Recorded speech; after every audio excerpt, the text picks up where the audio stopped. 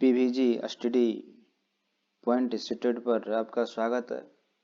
और ये video CTET paper 2 जनवरी 2021 का जो एग्जाम हुआ था सीटेट का उस रहा है पेपर 2 का है। तो शुरू करते हैं। तो इसी तरह हमारे वीडियो देखने के लिए हमारे चैनल को सब्सक्राइब कीजिए एंड लाइक कीजिए एंड शेयर कीजिए। चलिए शुरू करते हैं। एक नया क्वेश्चन है, जो बाल्यावस्था की अवधि में विकास क्या होगा? धीमी गति से होगा या उसे मापा नहीं जा सकता है, बहुस्तरीय मिश्रित होगा, केवल तो नेगेटिव वर्ड होता है। तो इसका आंसर हो जाएगा 2 नंबर। निकटवर्ती विकास का क्षेत्र क्या होगा? इनका आंसर हो जाएगा 1 नंबर। बच्चे के वर्तमान स्वतंत्र और वयस्क पर 1 नंबर। जीन पियाजे के अनुसार बच्चे अमूर्त संक्रियात्मक अवस्था में, इसका आंसर 3 का आंसर हो जाएगा 1 नंबर। 4 में है, लॉरेंज कोलबर्ग की नैतिक विकास के सिद्धांत के अनुसार व्यक्ति को किस अवस्था में है जब वह विश्वास करता है कि वर्तमान सामाजिक प्रणाली को सक्रियात्मक पूर्वक बनाए रखने के धनात्मक मानवीय संबंध और दंडनीय वर्ग सुरक्षित है। 4 का आंसर हो जाएगा 4 का 2 नंबर।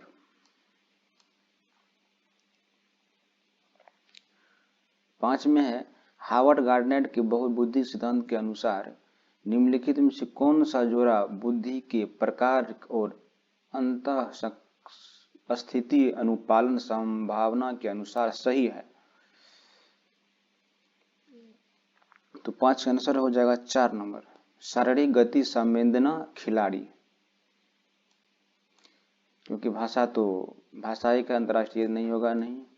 इसका आंसर हो जाएगा 4 नंबर। लेव वाइगोस्की के अनुसार बच्चे अनुसार क्या होगा? तो लेव वाइगोस्की के अनुसार बच्चे संज्ञानात्मक विकास भाषा की महत्वपूर्ण भूमिका है, यही होगा आंसर, ये नहीं होगा। 7 में है, एक प्रगतिशील कक्षा में शिक्षण अधिगम प्रक्रिया के दौरान अधिगमकर्ताओं का मूल्यांकन क्या होगा? सहायक नहीं है, ये तो होगा नहीं। बच्चे अधिगम प्रक्रिया में रुकावट, होगा नहीं। असफल होगा, ये नहीं। तो इनका आंसर हो जाएगा 7 का 4 नंबर। 8 में है, कक्षा के सभी लिंगों में जेंडर रूढ़िवादिता को कम करने और विकास के विस्तार की संभावना को बढ़ाने के लिए प्रभावशाली पद्धति कौन सी है? लिंगों के जीवों का उपेक्षा करना, अस्वीकार करना, ये होगा नहीं। समाज के चित्रित लिंग भूमिकाओं को प्रबल करना, ये नहीं होगा। एक लिंग, ये नहीं होगा। क्रियाकलाप के लिए मिश्रित लिंग समूह बनाना और विचार विमर्श को प्रोत्साहन करना, सबसे बेस्ट आंसर यही होगा। चलिए 9 में है, अध्यापकों को कक्षा में बहुभाषिता को डैश समझना चाहिए। एक गुण का साधन, एक रुकावट, ये नहीं होगा। एक समस्या, ये होगा नहीं। एक व्यक्तिगत मुद्दा, ये भी नहीं होगा। इसलिए आंसर हो जाएगा 1 नंबर। बाल केंद्रित कक्षा हुआ है जिसमें अध्यापक केवल निगेटिव वर्ड होता है। अध्यापक बच्चे को उनकी क्षमता के आधार पर क्षमता वर्गीकृत नहीं करना है। बच्चे के व्यवहार को निर्देशित या दंड देना, पुरस्कार देना, ये निगेटिव वर्ड होता है। 10 का आंसर हो जाएगा 4 नंबर। 11 में है, किस मनोवैज्ञानिक के अनुसार बच्चे के संज्ञानात्मक विकास में संस्कृति उपकरण एक महत्वपूर्ण भूमिका निभाते हैं? लेव वाइगोस्की है, जीन पियाजे है, अल्बर्ट बंडूरा है या स्किनर साहब है? तो 11 का आंसर हो जाएगा 1 नंबर। 12 में है, आंशिक दृष्टि वाले विद्यार्थियों के लिए निम्नलिखित में से कौन सा अधिगम सामग्री उपयुक्त नहीं है? बड़े आकार वाले या चित्रबिंब या नक्शे चार्ट, बोलती पुस्तक या स्पर्शीय सूचना पट या छोटी वाली मुद्रा कार्यकर? तो 12 का आंसर हो जाएगा 4 नंबर। 13 में है, एक समावेशी शिक्षा के पीछे अंतर्निहित विचार है। बच्चे उनकी योग्यता के आधार पर उनको नहीं करना है। बच्चे की अक्षमता के आधार पर, ये भी नहीं होगा। अलग अलग क्षमता, ये भी नहीं होगा।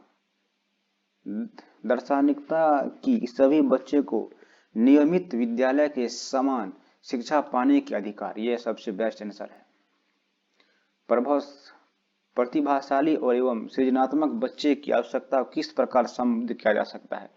चुनौतीपूर्ण कार्य और निरस्ता दूर करने के लिए क्रियाकलाप देकर, वे प्रश्न जिसमें अभिमुखी चिंतन वाले की आवश्यकता हो, ये तो होगा नहीं।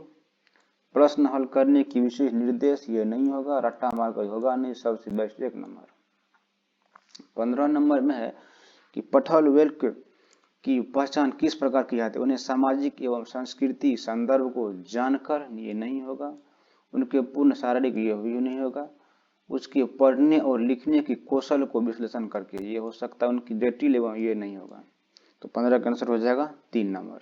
चलिए 16 में है, प्रतिकूल परिस्थितियों एवं वंचित पृष्ठभूमि वाले अधिगमकर्ताओं को संबोधित करने के लिए निम्नलिखित में से कौन सी पद्धति प्रभावशाली नहीं है? इसमें नहीं बोल रहा है।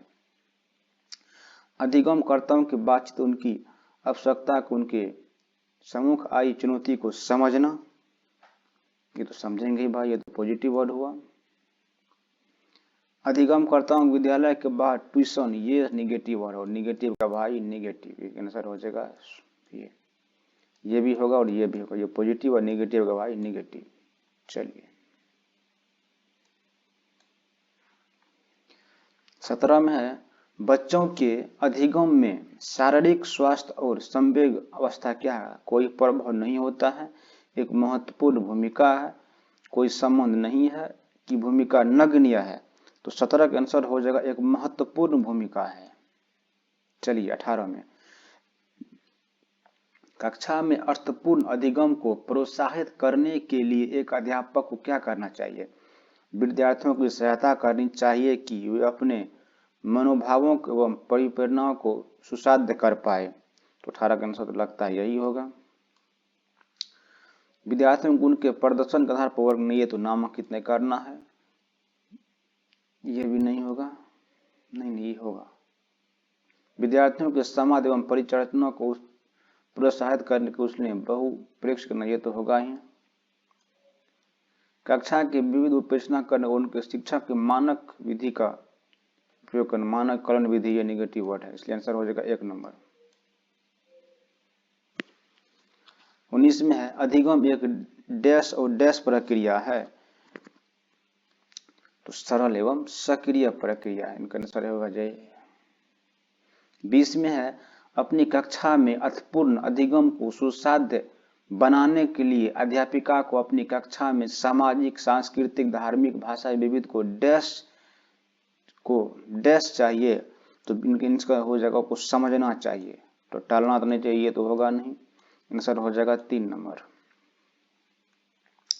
21 में है, कक्षा में प्रभावशाली अधिगम के लिए डैश वातावरण की रचना करनी चाहिए और चाहिए बजाय डैश के वातावरण के।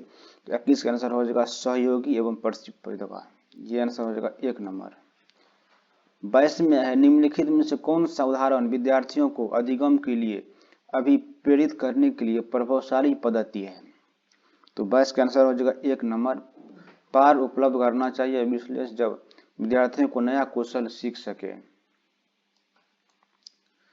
23 में है, बच्चे को चिंतन के विषय में निम्नलिखित में से कौन सा कथन सही नहीं है? बच्चे को आसपास के विविध घटनाओं के बारे में स्वयं अपने सिद्धांतों की रचना करना चाहिए, तो होगा ही। बच्चे के प्रश्नों को स्वयं नहीं सोच सकते, उन्हें अध्यापक की मूल भूमिका उन्हें उपलब्ध कराना चाहिए। तो इसका आंसर लग दो ही होगा, ये निगेटिव है और निगेटिव का भाई निगेटिव।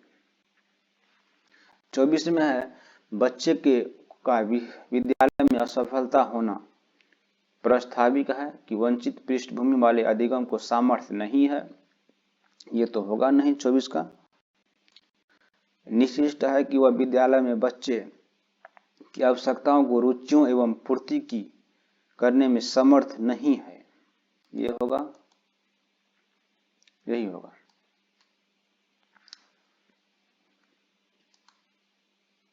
25 में है, समूह में एक दूसरे को पढ़ाने और सहायता करने से बच्चे स्वयं की चिंतन प्रक्रिया का आक्षेप कर सकते हैं और ये सृजनात्मक क्रियाकलाप में उच्च स्तर तक पहुंच सकते हैं। सबसे बेस्ट आंसर यही होगा। भ्रांतियां होगा नहीं, ध्यान भंग होगा नहीं, ये तो होगा नहीं रुकावट। 26 में है, डैश एक कक्षा में अध्यापिका अपनी शिक्षा शास्त्र एवं आकलन की विविधियों को विद्यार्थियों की व्यक्तिगत जरूरतों के अनुसार परिवर्तित कर सकती है। अध्यापक केंद्रित, प्रगतिशील, पाठ्यपुस्तक या व्यवहारवादी। क्या होगा इसका आंसर? 26 का आंसर हो जाएगा प्रगतिशील। अध्यापक केंद्रित निगेटिव वर्ड होता है, पाठ्य पुस्तक निगेटिव वर्ड होता है और ये तो निगेटिव वर्ड होगा ही। ये होगा नहीं, ये निगेटिव वर्ड नहीं है तब भी ये नहीं होगा।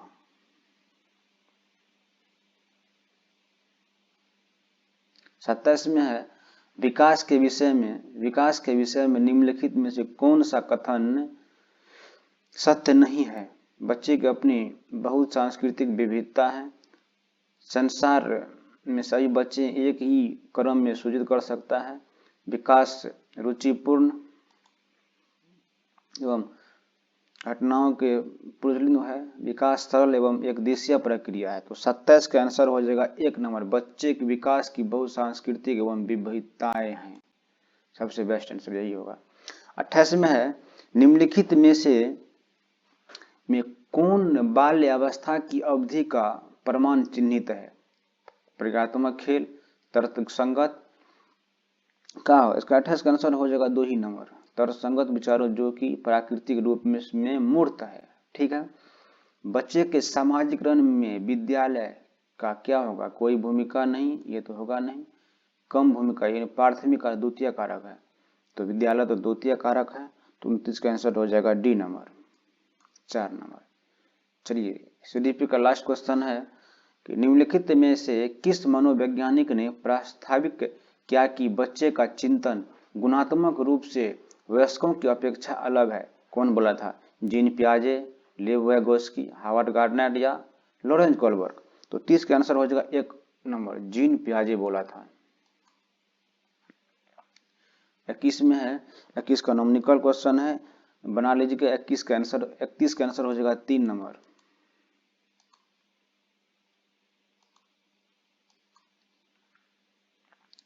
बत्तीस का आंसर हो जाएगा 4 नंबर। 33 का आंसर हो जाएगा 4 नंबर। 34 का हो जाएगा 3 नंबर, 34 का 3 नंबर। 35 का हो जाएगा 3 नंबर। 36 का हो जाएगा 1 नंबर। 37 का हो जाएगा 4 नंबर।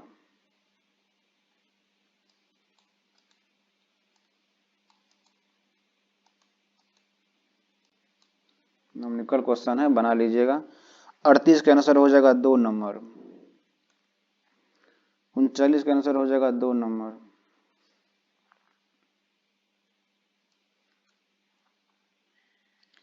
40 का होगा 2 नंबर। 41 का होगा 4 नंबर। 42 का हो जाएगा 3 नंबर। 43 का आंसर हो जाएगा 3 नंबर। 44 का होगा 2 नंबर।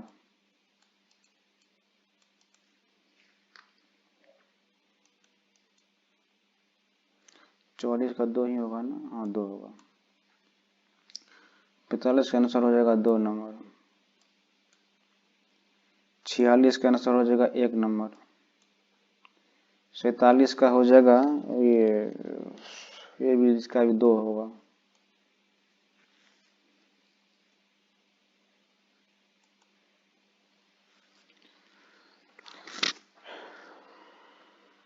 कर रहा है कि माध्यमिक विद्यालय में 2 दशमलव वाली संख्याओं में गुणनफल की संकल्पना को परिचय देने के लिए, ये भी 48 का आंसर हो जाएगा 2 नंबर।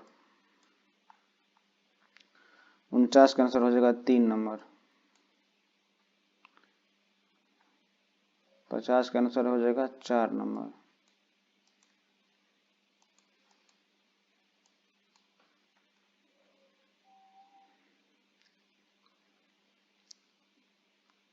51 का आंसर हो जाएगा 4 नंबर। 52 का हो गया 3 नंबर। 53 का होगा 1 नंबर। 53 का 1 नंबर होगा। 54 का भी 1 ही होगा। 55 में है, 55 का भी 1 नंबर होगा। 56 का होगा 4 नंबर। 57 का होगा 4 नंबर। 58 में होगा 3 नंबर।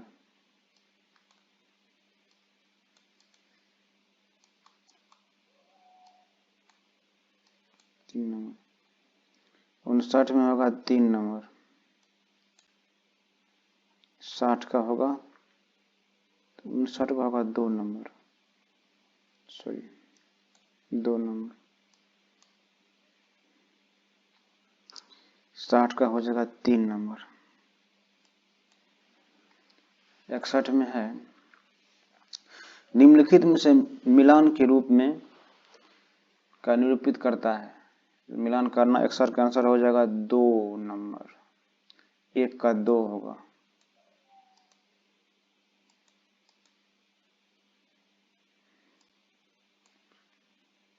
एक का 2 होगा। मिलान कर लीजिएगा। निम्नलिखित में से मानवों की कौन सी ग्रंथि 2 से अधिक हार्मोन का स्रावित करती है?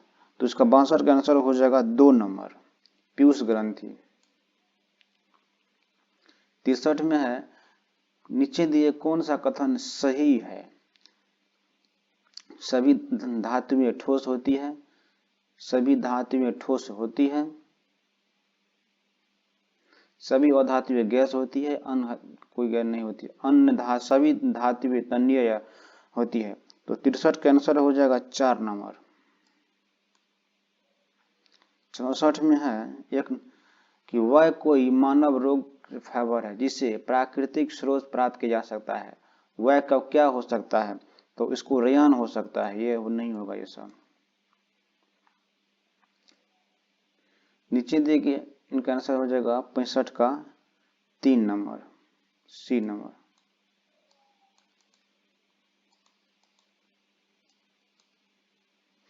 64 में है, किसी विशिष्ट क्षेत्र में विशिष्ट रूप से पाए जाने वाली स्पीशीज को क्या कहा जाता है? संपटागन, विलुप्त, प्रवासी सीरीज। तो 66 का आंसर हो जाएगा 3 नंबर।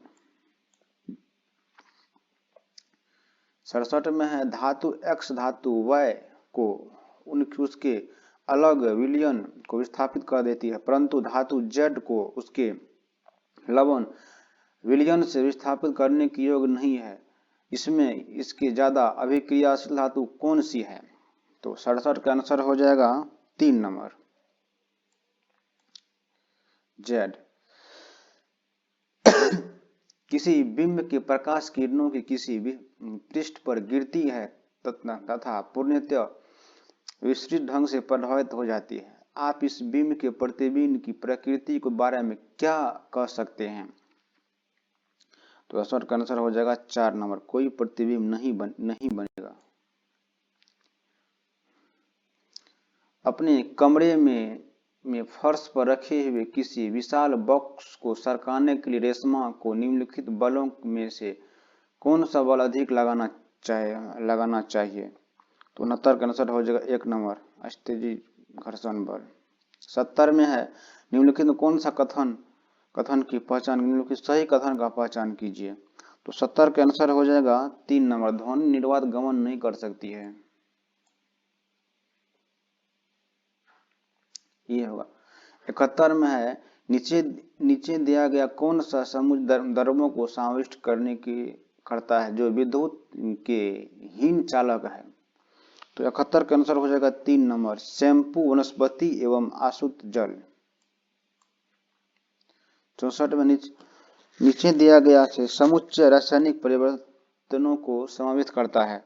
तो 72 का आंसर हो जाएगा 4 नंबर,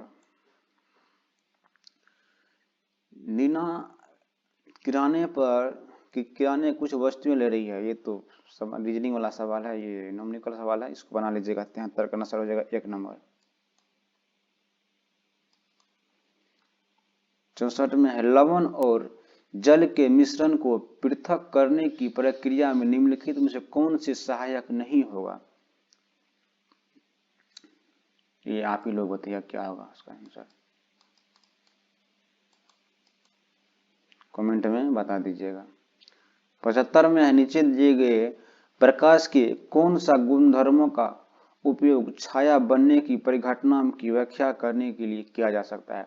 प्रकाश सरल रेखा में गमन करती है, प्रकाश उच्च चाल में गमन करती है, प्रकाश 7 रंगों में मिलकर बना है, प्रकाश अपारदर्शी वस्तुओं से गुजर नहीं सकता है।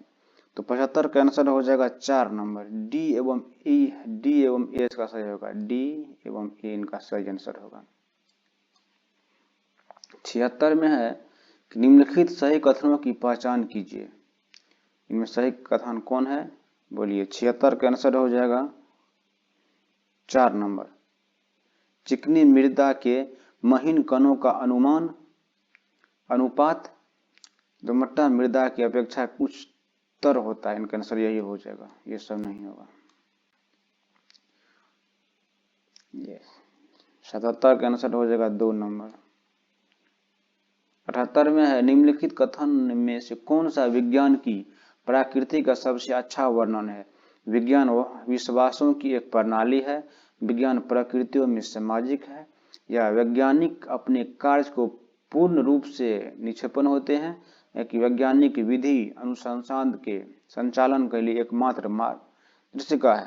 तो 78 का आंसर हो जाएगा 2 नंबर। 79 में है विज्ञान की पाठचर्या में संज्ञानात्मक वेधता का अर्थ क्या है। विज्ञान की अवधारणा इस समय को कैसे विकसित किया जाता है कि विद्यार्थियों की संज्ञानात्मक स्तर को अनुसार सामग्री का आयोजन, यही सबसे पॉजिटिव वर्ड होगा।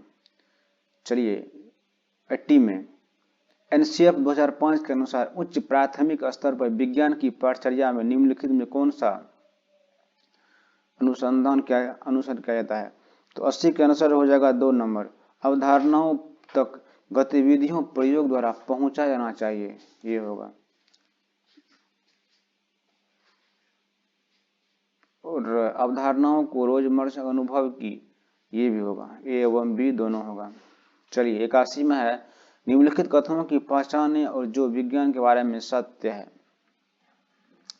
तो 81 का आंसर हो जाएगा 1 ही नंबर। वैज्ञानिक अपने काम को पूरा करने में कल्पना का बहुत विश्वास करते हैं। इनका आंसर हो जाएगा 1 नंबर।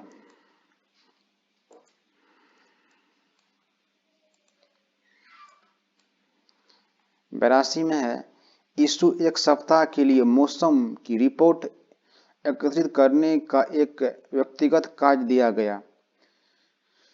नीचे दिए गए आकलन संकेतों की पहचान करें कि यीशु कहाँ गलत हो रही है।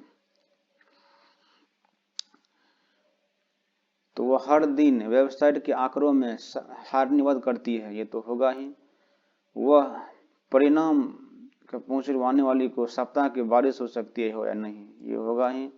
वो निष्कर्ष निकालती है कि आर्द्रता में कमी एवं वर्षा की संभावना बढ़ सकती है। तो 82 के अनुसार लगता है यही होगा, ये भी होगा।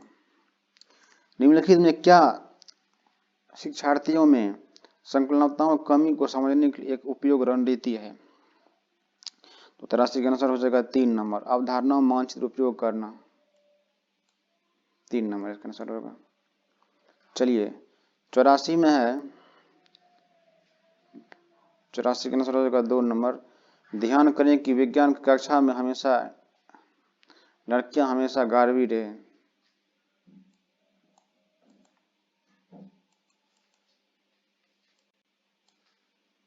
दो नंबर। 85 में है विज्ञान शिक्षक और अधिक अपसारी प्रश्न पूछना चाहिए क्योंकि वह गहन सोच को प्रोत्साहित एवं विकसित करती है। यह शिक्षा की उत्तर नहीं आकार में प्रदान करती है। क्या होगा इनका, बताइए इसका आंसर। इनका आंसर हो जाएगा 2 नंबर, ए सी डी, बी नहीं होगा। सही गलत की पहचान नहीं होगा। 86 में है, कक्षा में प्रदर्शनों का उपयोग मुख्य रूप से शिक्षार्थियों को शामिल चाहिए। दृश्य एवं श्रवण सीखना, केवल तो निगेटिव वर्ड होगा। दृश्य श्रवण गतिबोध सीखेगा, तो 86 का आंसर हो जाएगा 1 नंबर। चलिए 87 का आंसर बताइए। तो 87 का आंसर हो जाएगा 4 नंबर। सबसे पहले बी होगा, उसके बाद ए होगा, तब सी होगा। सबसे पहले बी होगा, विद्यार्थियों के विभिन्न वस्तुओं को साथ टब के पानी के साथ खेलने का अवसर दें। पहले ये होगा, इसका ए नंबर है, तो इसको बी नंबर, तब उसके बाद सी होगा। चलिए वह कोई ऐसा पौधा है जिसमें क्लोरोफिल हरित लवक नहीं होता है, वह क्या हो सकता है? अमरबेल होगा, सेवाल होगा, घटपर्णी होगा, या मेपल वृक्ष होगा। तो 88 का आंसर हो जाएगा 1 नंबर, अमरबेल का पौधा होगा।